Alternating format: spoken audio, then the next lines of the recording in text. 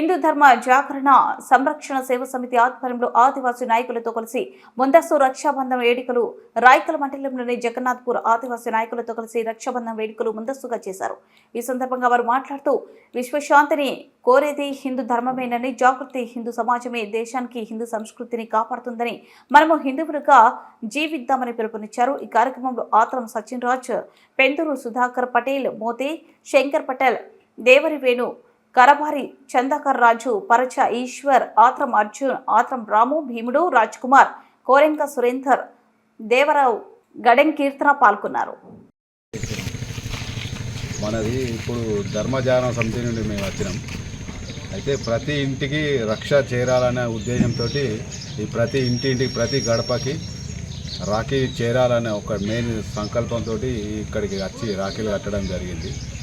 మన రక్షాబంధన కార్యక్రమం సనాతనమైన మన హిందూ ధర్మం ప్రతి ఒక్క హిందువు జరుపుకునే పండుగ. ఏంటంటే మన అక్క కానీ చెల్లె కానీ తనకు రక్షణగా తన అన్న కానీ తమ్ముడు కానీ ఉండాలని, నాకు ఎప్పటికీ నువ్వు తోడు ఉండాలని, నాకు రక్షగా ఉండాలని ఈ రక్ష అనేది కట్టడం జరుగుతుంది. సనాతన ధర్మంలో మనకు చూసుకున్నట్టయితే రాక్షసులకు మన దేవతలకు యుద్ధం జరుగుతుంది. ఆ యుద్ధం జరిగేటప్పుడు మన దేవుళ్ళు ఓడిపోయే పరిస్థితి వస్తుంది. అప్పుడు శశిదేవి ఇంద్రునికి ఇట్లాంటి ఒక రక్ష కడతానంట. రక్ష కట్టి ఈ రక్ష ఎప్పుడు నీకు రక్షగా ఉంటుందని చెప్పడంతో ఈ రక్ష వల్ల ఆ యుద్ధం గెలిచి మన దేవతలు అప్పుడు విజయాన్ని సాధిస్తారు. అప్పటి నుండి ఈ రక్షాబంధన కార్యక్రమం మొదలైంది. అట్లా చాలా కథలు ఉన్నాయి. అట్లాగే అలెగ్జాండర్ పురుషోత్తముని మీదకి జెండాయాత్రకు వచ్చినప్పుడు అలెగ్జాండర్ భార్య పురుషోత్తముని కడతానట్టు, ఎట్లాగూ అతను పురుషోత్తముడు బాగా బలశాలి అన్నట్టు.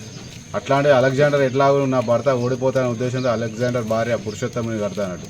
నువ్వు నా భర్తని ఏం చేయదు ఓడిపోయినా అంటే అప్పుడు అలెగ్జాండర్ ఓడిపోయే పరిస్థితి వస్తాయి. ఆయన పురుషోత్తమును ఇట్లా చంపే పరిస్థితి వచ్చినప్పుడు ఆమె కట్టిన రక్ష గుర్తుకొచ్చి అతన్ని చంపకుండా ఓడిపోతాడు.